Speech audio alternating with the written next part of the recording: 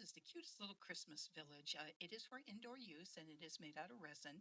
And the nice thing about this is that there's no cords to get in the way or to find an outlet for. This runs on batteries, and those batteries are included and already installed in the houses. And it does come with four houses, six bottle brush trees, a Santa, two sleds, two Christmas trees, a fire hydrant, a traffic light, a mailbox, two reindeer, and that real cute telephone booth. And this is be so cute on a shelf or on a fireplace mantle, on windowsill, or as a table centerpiece. And I wish I'd had my Christmas stuff out so that I could decorate this up really nice for you to see. But as soon as I get that out, I'm going to go ahead and do another video on it so that you can see just how it looks when it's all set up.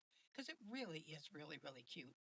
And this is, it's really nice for kids too. Your kids are just going to love this.